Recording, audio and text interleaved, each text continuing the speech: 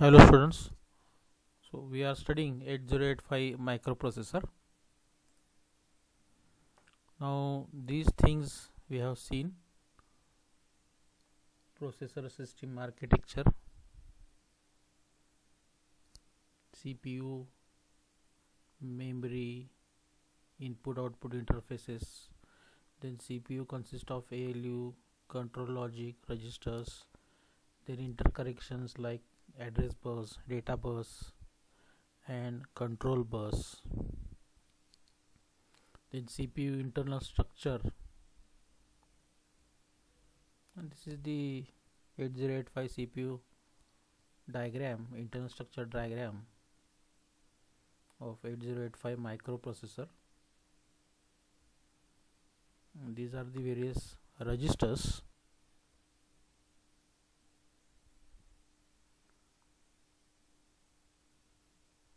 So 8085 microprocessor consists of registers, accumulators, program counters, PC, then stack pointers.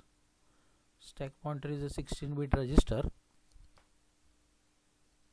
Then various types of buses.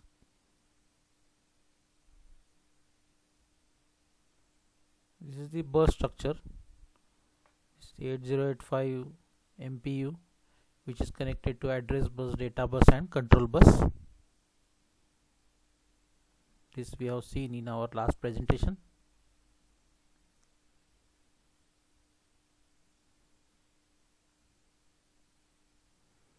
Now steps for fetching an instruction.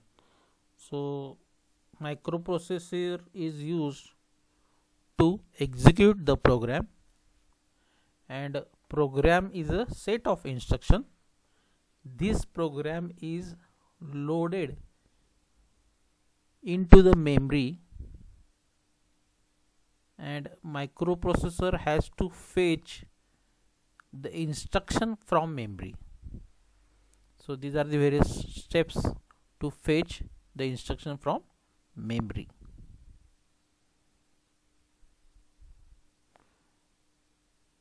So we are going to see another part of 8085 microprocessor today. Now this is the 8085 pin diagram, you can see here. So there are 40 ports are there, 20 on each side. You can see in the pin diagram. So these ports are used as input and output, input of data and output of the data, which is delivered by processing the set of instructions. And this is the parallel pin diagram.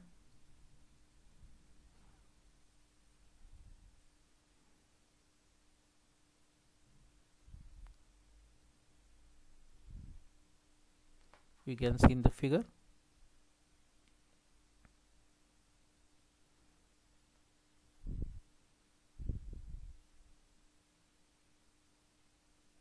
So this is for IO ports, this is for extremely initiated signals, then this is externally initiated signal, this is for external signal acknowledgement, and these are for buses like higher order address bus, and then this is for multiplex address data bus. This is for the sake of communication of signals or communications of data.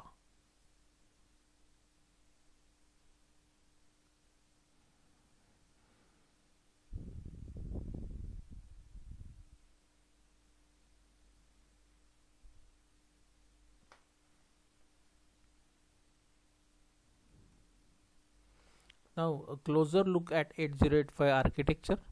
So previously we have discussed that 8085 from the programmer's perspective. Now let's look at some features with more detail. Now I have told you last time in our previous presentation that 8085 microprocessor consists of ALU, that is arithmetic logical unit. So now let's see what is meant by ALU and what are the various functions of ALU. So arithmetic logic unit or circuit, that is ALU, includes accumulator, which is a part of every arithmetic and logic operation. The ALU includes a temporary register used for holding data temporarily during the execution of operation. This temporary register is not accessible by the programmer. So whatever set of instruction, that is program, that is loaded in the memory, and that execution is fetched by the microprocessor. So programmer cannot access these registers. These registers are used for temporarily accessing the memory. So the various kinds of registers are flag register. Now let us see what is meant by flag register. So this is also flag register whose bits are affected by the arithmetic and logic operations. The S sign flag. Now there are various types of flags are defined. The sign flag is set if bit D7 of accumulator is set after an arithmetic or logic operation. Z0 flag, that is set if the result of the ALU operation is 0, otherwise it is reset. This flag is affected by operations on the accumulator as well as other registers. So depending upon the various types of conditions, the flags are set. Now there are other types of flag like AC auxiliary carry. This flag is set when carry is generated from bit D3 and passed to D4. Then another type of flag is P, that is parity flag. Another is CY, that is carry flag. So these are the different types of flags used.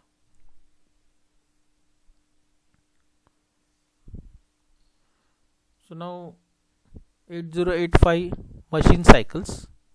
So 8085 executes several types of instructions,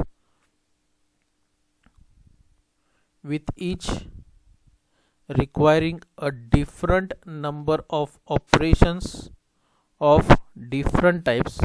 However, the operation can be grouped into a small set. The three main types are memory read and write, then input output read and write, and request acknowledge. So these are the three main types of machine cycles.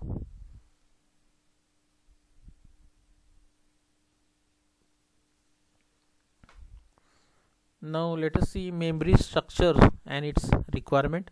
Now as you know, there are two types of memory, RAM and ROM.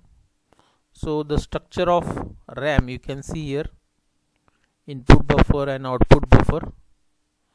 Then WR is here. These are the address lines, data lines you can see here. This is for RAM and this is for ROM. So there is output buffer, data lines, there is no WR here.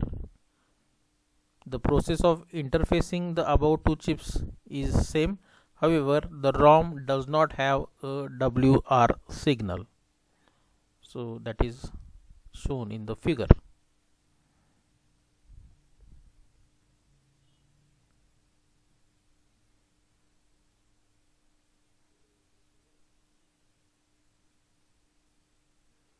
The difference between RAM and ROM.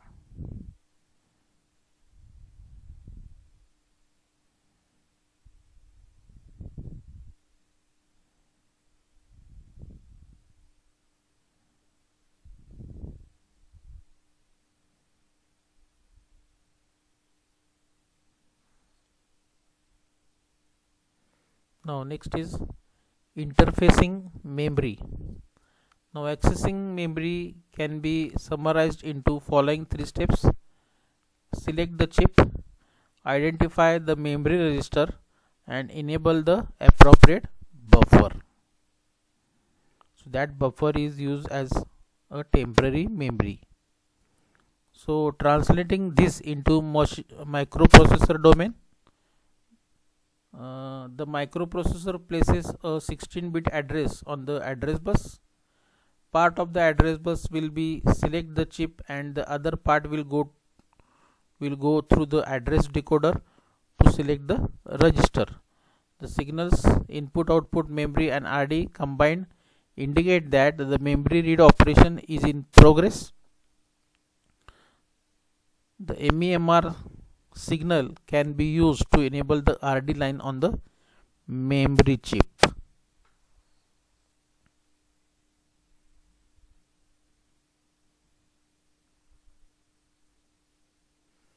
Then address decoding.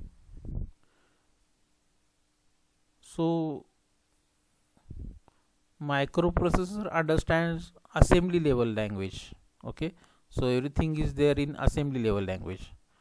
So address decoding means decoding the set of instruction of assembly language. The result of address decoding is the identification of a register for a given address. A large part of the address bus is usually connected directly to the address input of the memory chip. This portion is decoded internally within the chip.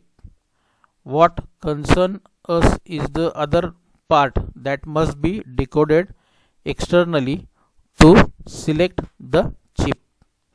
This can be done either using logic gate or a decoder.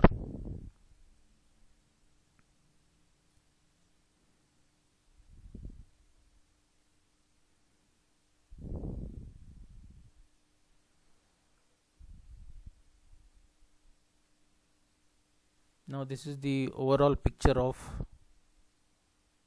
the things we have studied. This is the 8085 microprocessor, and these are the various buses. This is the 1 kilobyte memory chip.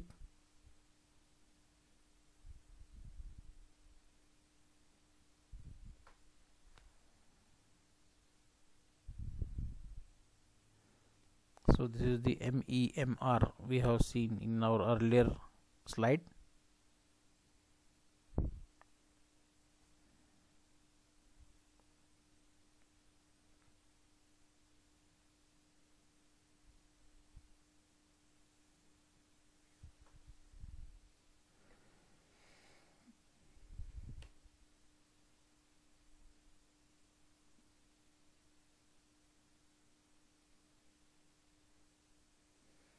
The next topic is 8085 instruction set.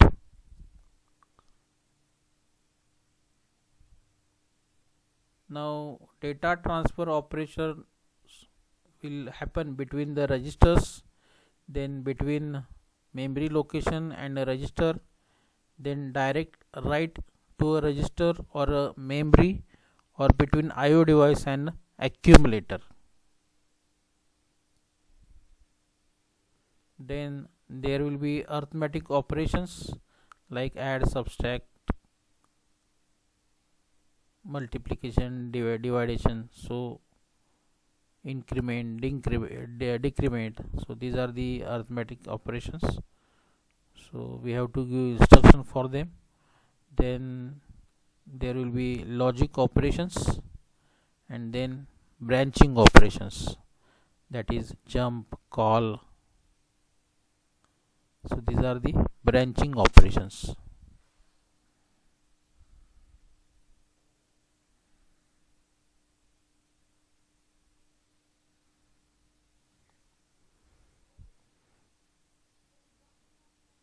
Now let us see 1 byte instruction.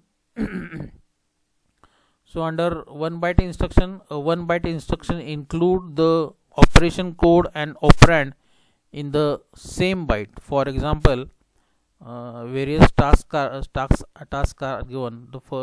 You can see here three tasks. First one is copy the content of the accumulator in register C.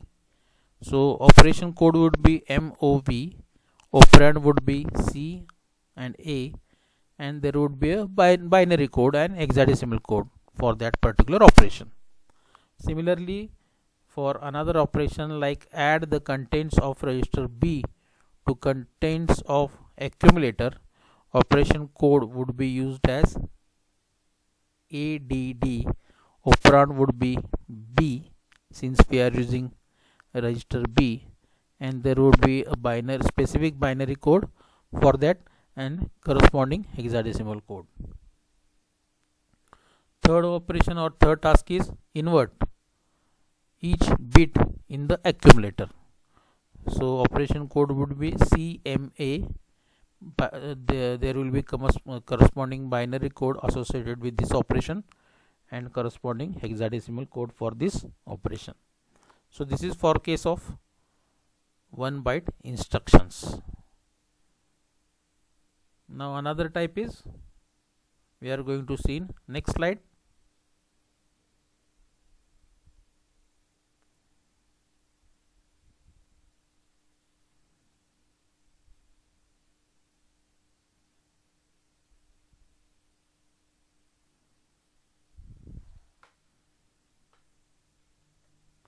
Two byte instructions.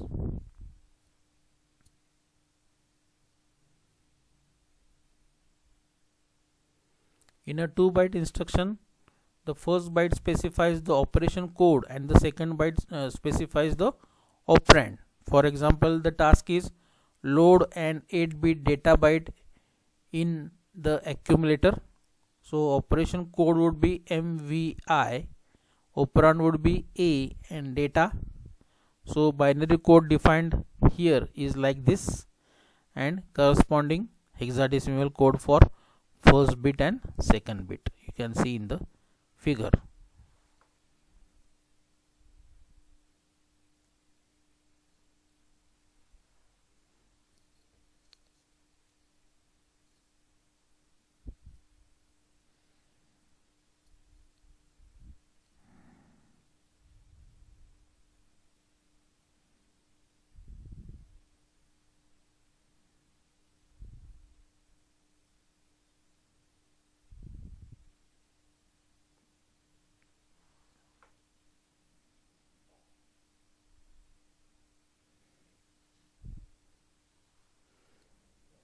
And next 3-bit instructions. So in 3 byte instruction, the first byte specifies the operation code and the following 2 bytes specify the 16-bit address. Note that the second byte is the low order address and the third byte is the high order address. For example, transform the program sequence to the memory location 2085H, that is the memory location.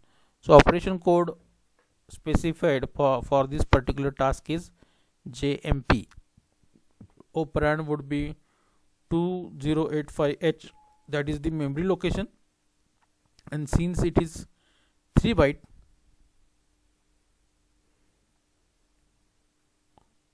three binary codes would be specified for that and corresponding hexadecimal code for that first byte, second byte and third byte you can see in the figure.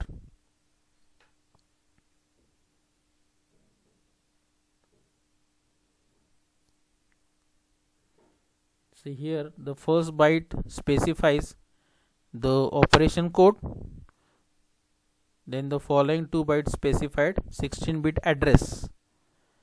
In that, second byte is the low order address and third byte is high order address.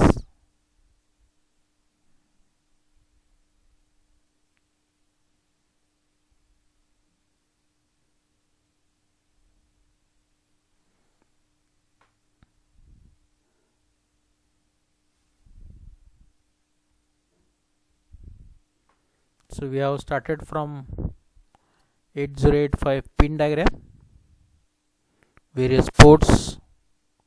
There are 40 ports for 8085 pin diagram. You can see in the figure.